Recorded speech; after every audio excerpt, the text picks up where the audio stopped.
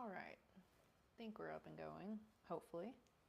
Turn this off so I don't hear myself talking in my ear because that's a little weird. Again, today we are not having a 4 o'clock newscast thanks to baseball. I'm trying to see if I'm actually going here because it looks a little frozen on my screen. But hopefully we're on social media. Looks like we're having maybe a couple of technical difficulties in here. But I'm just going to keep talking and we're just going to keep talking about the weather. And yeah, so over the next couple of days, today is the first day of October. So we made it. Spooky season finally here. This is my favorite month of the year. I love everything spooky. I love October.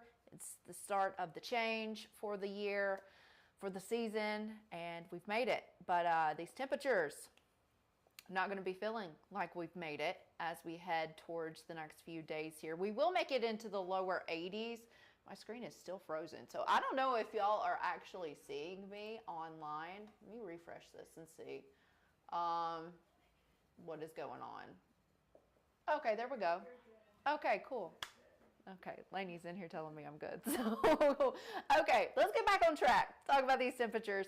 Lower 80s as we head towards the weekend. So, I mean, that's improvement from where we have been over the past couple of days here. But if we go forward in time towards October 7th through October 11th, a lot of orange showing up on the map across the southeast. So guess what that means?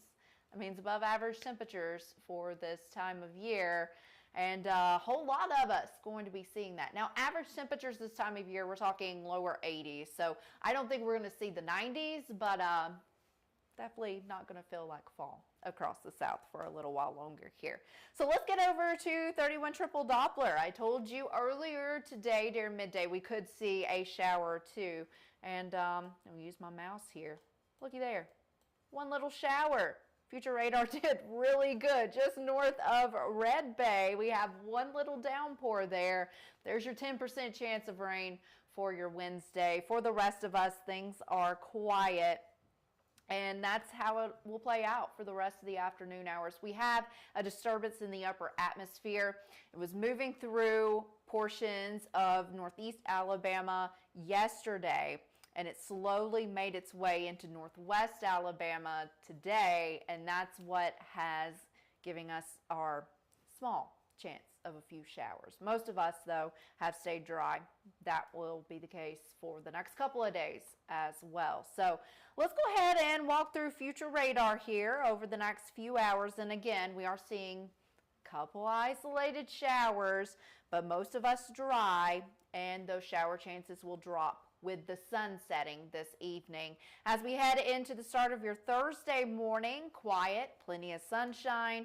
Thursday afternoon, more the same. Your rain chances tomorrow, below 10%. So that means pretty much no one is seeing that rain for Thursday. By Thursday night, again, quiet. I forgot to put my pause points in here, so we're going to move this forward together. By 7 o'clock on your Friday morning, we may pick up a little cloud cover. Moving forward to Friday afternoon, we'll stop it at 4 o'clock, mostly sunny skies, and then we'll even move it forward to about 7 o'clock, 7:30 when we start those football games. No rain in sight, still quiet by then, quiet during the overnight hours, and quiet to start out your weekend on Saturday as well. So as far as rain chances, not a whole lot of them over the next couple of days here. Thursday, Friday, then again on Saturday, completely dry. We start to work back in that 10% chance of a few isolated showers by Sunday afternoon. And then Monday, we jump from 10% to 30%.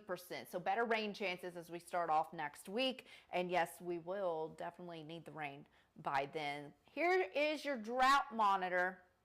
Today's Wednesday, so we will get an update tomorrow morning to see if this looks any better. And we did see some rain last week that wasn't taken into account in this update.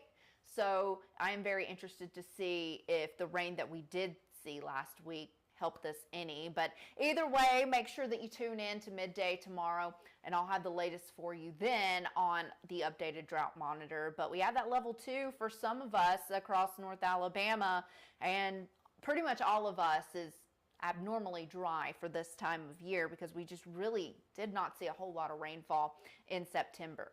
Here's a look outside right now from our Wave 31 Skycam network, and nice looking afternoon. Got a couple of puffy clouds in the sky, but no rain in sight, and we're only picking up one little shower over there in Franklin County. Now, temperature-wise, it has warmed up with all the sunshine. 86 degrees right now in Huntsville, 87 in Decatur, 87 in Muscle Shoals as well.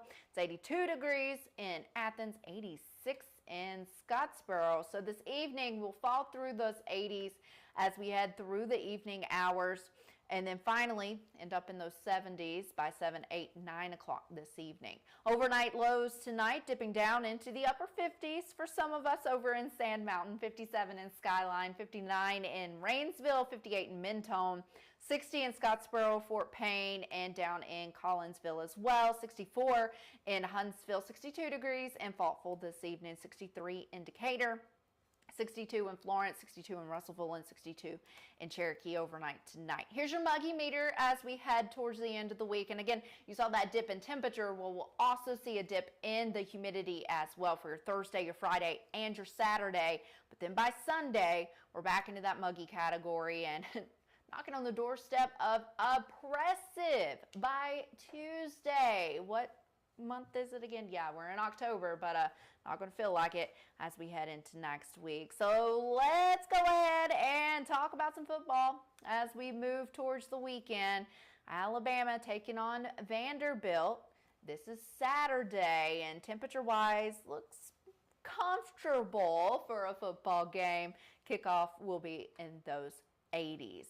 And if you have anything spooky planned this weekend, maybe you're headed out to a pumpkin patch, maybe you're going apple picking, maybe you're headed to a haunted house. 81 on Saturday, 82 on Sunday, maybe a shower or two on Sunday, but most of us won't pick up any rain at all this weekend. Let's talk about the tropics. We've been talking about Umberto here for over a week now. Well, there's not a whole lot left of it. You can't even really pick out where that area of low pressure was at this point because it's just remnants of what was a hurricane. But we still have Hurricane Imelda in the Atlantic. And notice, let me see if I can draw on this because I want to show you. This is probably going to look real bad. No, it's not going to let me do a circle. There we go. That's Bermuda. And Bermuda is right in line for Hurricane Imelda. Category 2 storm right now at 100 miles per hour. And notice how that next little hurricane icon there, that Category 2, is right over the top of Bermuda. And that's going to happen overnight tonight into Thursday morning. So it looks like they're going to take the brunt of this hurricane. But for us here in the United States, we don't have to worry about anything. This is moving away from the United States, and there's nothing really behind it as we move into the next week here. So let's talk about your names. We've now had Umberto and Imelda. Next name on the list is Jerry, followed by Karen, if we make it that far. As far as the season is concerned, how much longer do we have? Well, today is October 1st, so we're on that downward dip of hurricane season. We've made it over the hump, and now we're going down the hill. Still got 2 months left of hurricane season, so there is a possibility that we do see a Karen before it's over with, but we'll have to see. Right now, things are pretty quiet in the Atlantic. So I did want to give you a look at our 10-day forecast again. If you're just now hopping on the stream, hey, we don't have a 4 o'clock newscast, so I thought I would come on social media and just give you a little update on the weather across the Tennessee Valley. Thursday, Friday, Saturday, man, looks great across the area with plenty of sunshine.